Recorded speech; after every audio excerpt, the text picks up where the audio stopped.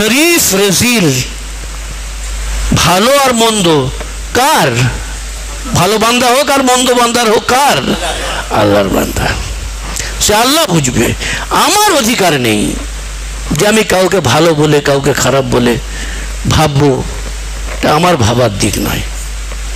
ওই জন্য বললেন যে দুটো আমল যে ব্যক্তি করতে পারবে, যে মানুষের সম্পর্কে তার ধারণা তার ব্যবহার সবসময় স্বচ্ছ পরিষ্কার পরিচ্ছন্ন থাকবে, আর বেতাহাসা আল্লাহ তাকে দিয়েছেন আর বেতাহাসা সে খরচ করবে, তাকে আল্লাহ তাআলা সওয়াম আর কওয়াম, সারা জীবন রোজাদার আর সারা জীবন রাতে ইবাদত করেনেওয়ালার সওয়াব দান করেন।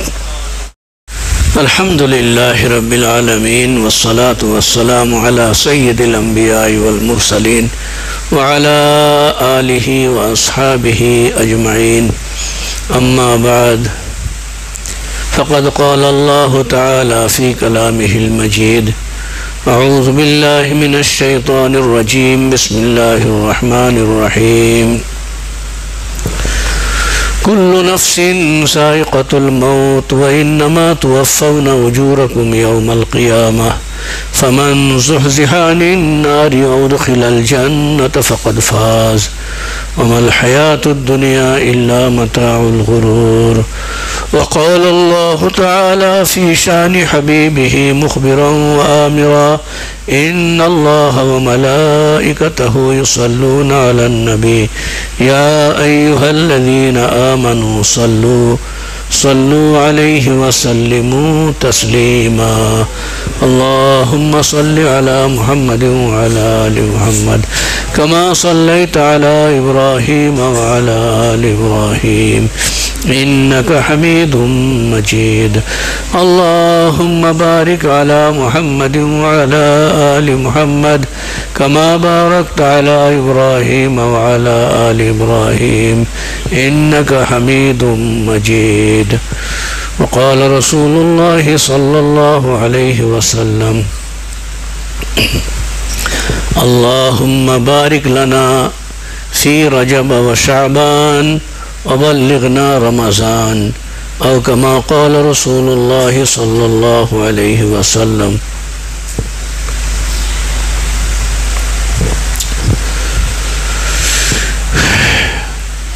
আল্লাহ তাআলা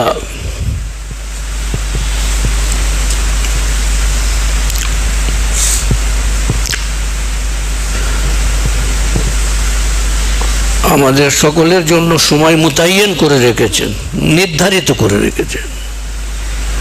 খাওয়া দাওয়া, কতটা পানি খাবো, কতটা রুজি আমার পেটে আছে, কতটা রোজগার করবে, কতটা খাবে, সব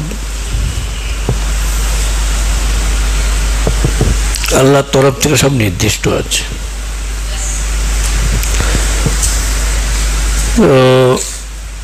হযরত যে মৌলানা সাহেবের কথা বলছিলেন, মৌলানা রইসউদ্দিন সাহেব রহমতুল্লাহ আলাইহ, আমরা যখন দেখা করলাম, হযরত আমাকে একটু তারুফও করালেন, গাড়িতে একটু পরিচিত করালেন গাড়িতে বসে। আর হযরতকে দেখছিলাম খুব আবেগের সঙ্গে যেন দেখা করার জন্য, একটু গাড়িটা জোরে চালাও জোরে চালাও, ওনার সাথে একটু দেখা করি। আমাদের গাড়িটাকে, ওনার মোটরসাইকেল অনেক জোরে যাচ্ছিল, আমাদের গাড়িটা আরো জোরে গিয়ে যাই হোক একটু বললেন। তো জানা তো নেই কারোর কে চলে যাবে, কিন্তু একটা দেখা করার যে আবেগ বা আল্লাহ দেখা করাবেন, সেটা হযরতের ভিতর থেকে যে একটা তাকিদ, সেইটা বুঝতে পারা যাচ্ছিল। আর ওই শেষ দেখা হয়ে গেল।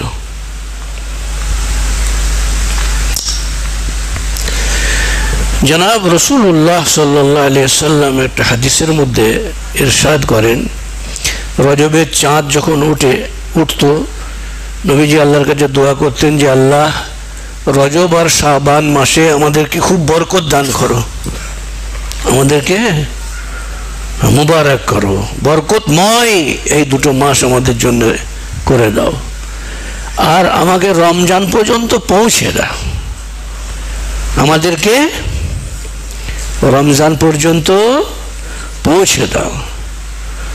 এই হাদিস শরীফ থেকে একটা বুঝতে পারা যায় যে রমজান শরীফের যে বিশেষ আল্লাহর ইনাম ও ইকরাম আছে, সেইটাকে পাবার জন্য নিজের হায়াত দারাজ করার দোয়া নবীজি করেছেন। আল্লাহকে বলছেন যে রজব শাবান বরকতের মধ্যেই যে চলে যায় তা নাই, রমজান পর্যন্ত আল্লাহ তুমি আমাকে নিয়ে চলো, আমার হায়াত বাড়িয়ে দাও। তার মানেই তাই আর কি, আমাকে রমজান পর্যন্ত পৌঁছে দাও মানেই হায়াতটা বাড়িয়ে দাও।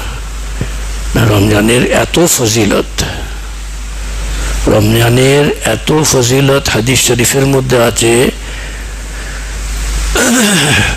রমজান মাসকে আল্লাহ তাআলা আমার মাস বলেছেন। আল্লাহ বলেন এটা আমার মাস, আল্লাহর মাস। সব ইবাদতের মধ্যে একটা কিছু লোক দেখানি ভাব থাকতে পারে, থাকবেও বলছি না, আর না থাকবে তাও বলছি না, সম্ভাবনা আছে। কিন্তু রোজার মধ্যে সেই সম্ভাবনাটা,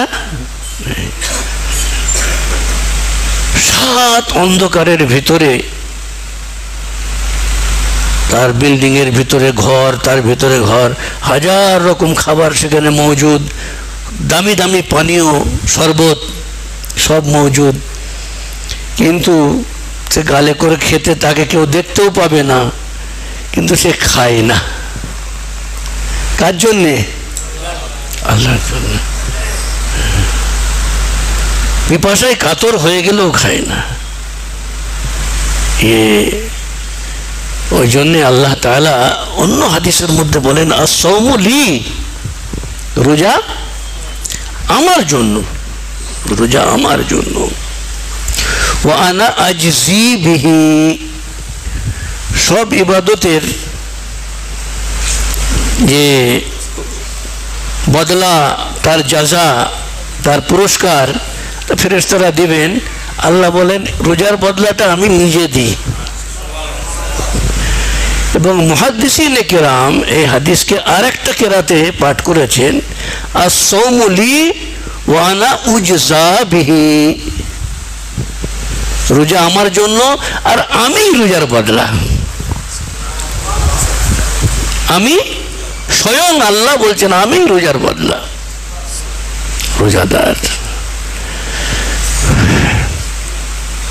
রোজা রাখলে একটা মানে পেট খালি থাকার জন্য একটা দুর্গন্ধ মুখের মধ্যে আসে, মানুষ অনেকক্ষণ খায় না।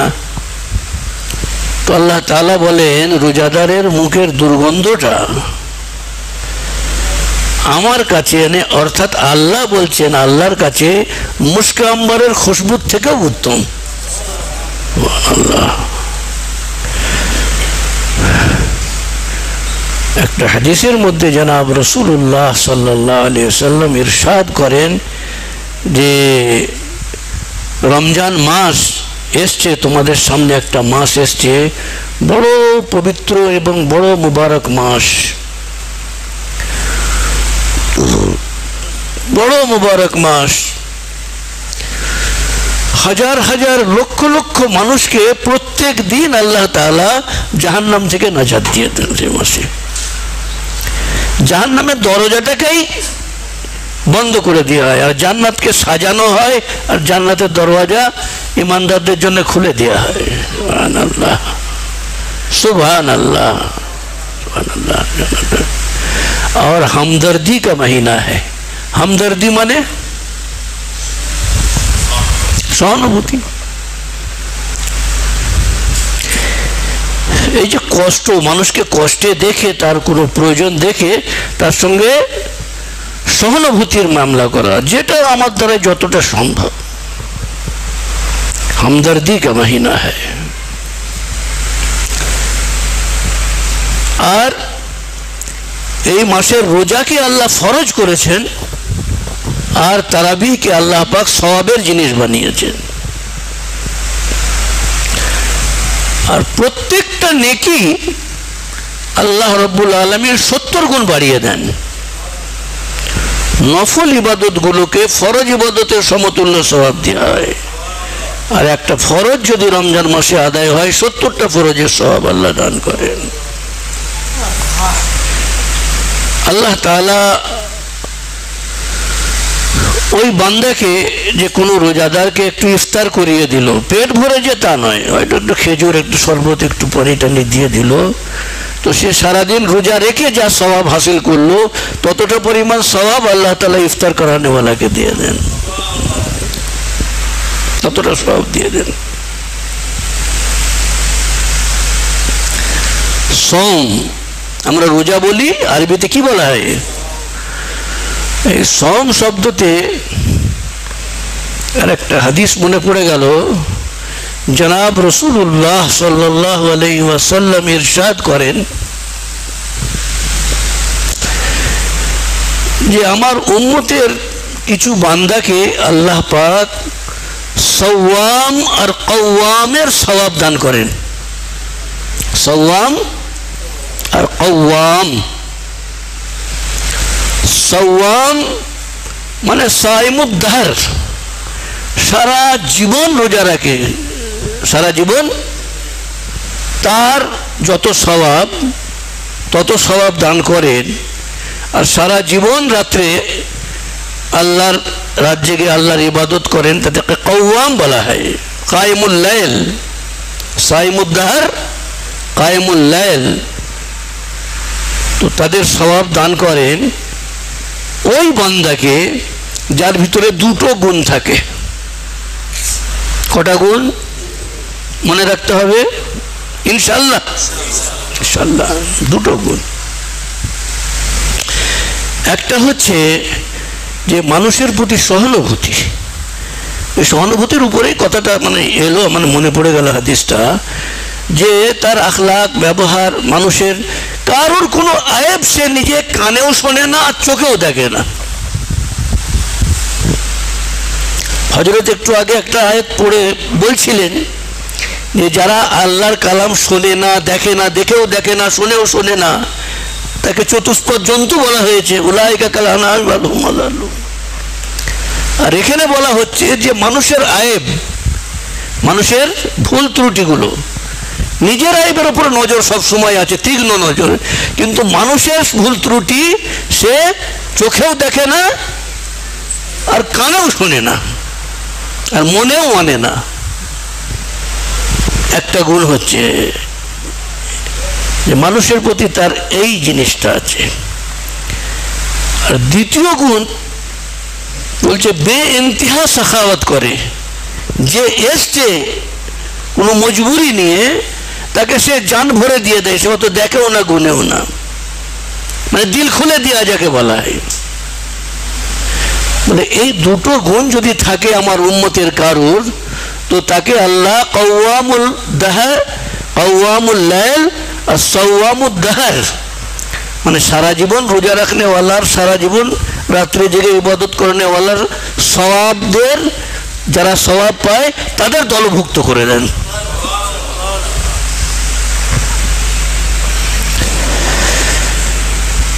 তো রোজার একটা বিশেষ আল্লাহ রাব্বুল আলামিনের কাছে আছে, রোজার শেষে আল্লাহ তাআলা বান্দাদেরকে ক্ষমা করতে করতে করতে করতে একদম বেগুনাহ করে দেন। সুবহানাল্লাহ।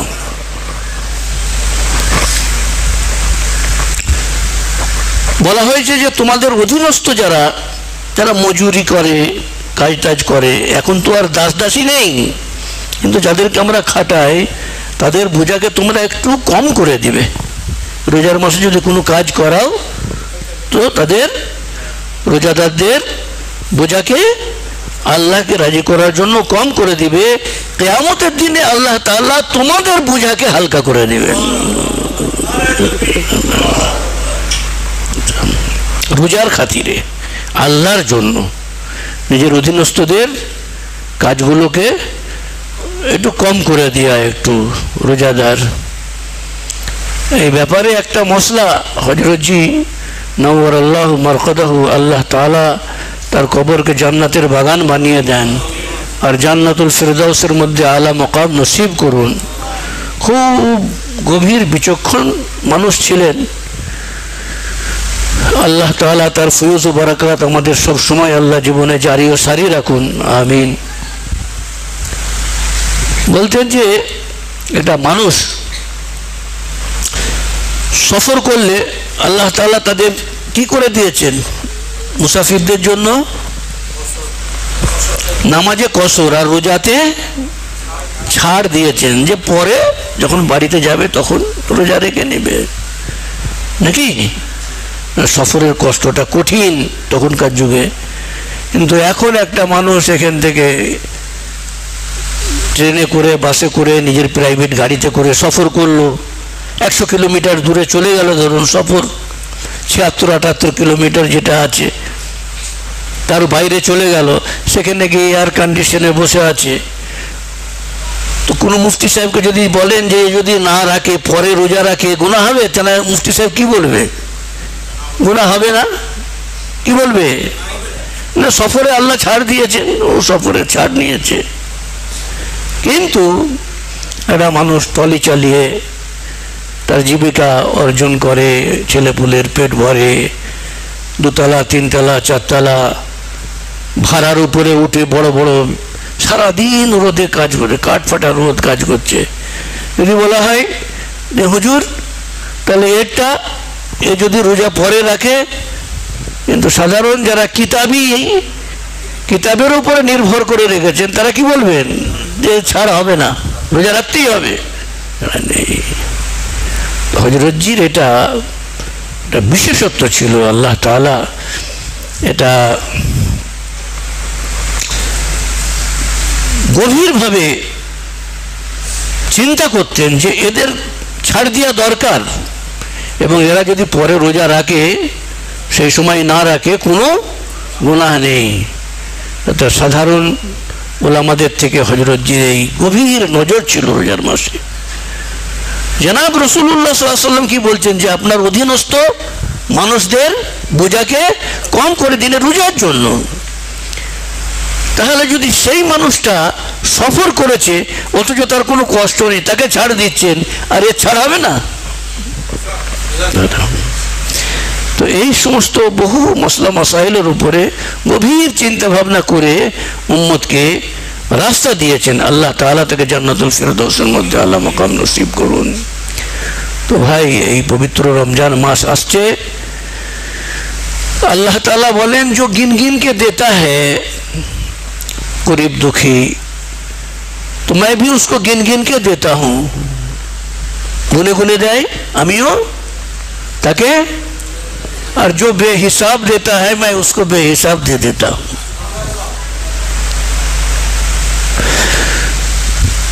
যে ব্যক্তি আমার অল্প রুজিতে সন্তুষ্ট থাকে, অল্প রুজিতে, আল্লাহ খুব ধনী করেননি, ছাপোষা মানুষ খেটে খায়, কিন্তু আল্লাহর উপরে সে খুব সন্তুষ্ট, খুব তৃপ্তিতে থাকেন, তৃপ্ত সে। আল্লাহ বলছেন যে অল্প রুজিতে যে সন্তুষ্ট থাকে তার অল্প ইবাদতেও কিয়ামতের দিনে আমি তার উপরে সন্তুষ্ট থাকব।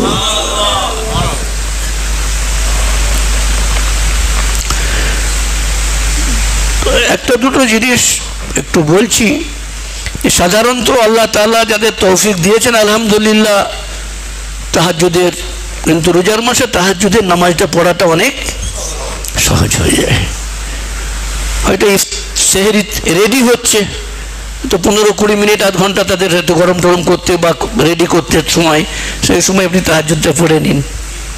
বা হয়তো রেডি হয়ে গেছে, খাওয়া হয়ে গেল, এখন ফজর মানে সেহরির সময় শেষ হতে আধ ঘন্টা দেরি আছে, 10 মিনিট দেরি আছে, 20 মিনিট দেরি আছে, তাহাজ্জুদের নামাজটা পড়ার চেষ্টা করব। বলুন ইনশাআল্লাহ, পড়বো ইনশাআল্লাহ, ইনশাআল্লাহ। আর আল্লাহর কাছে দোয়া চাইবো যে আল্লাহ জীবনভর আমাদেরকে এর উপরে তুমি কায়েম রাখো। আল্লাহ তৌফিক দিলে তবেই তৌফিক হয়, আল্লাহ তৌফিক দিলে তবেই তৌফিক পাওয়া যায়। আমরা এমনি বলি না যে আমাদেরকে কে এনেছেন এখানে মজলিসে? আল্লাহ।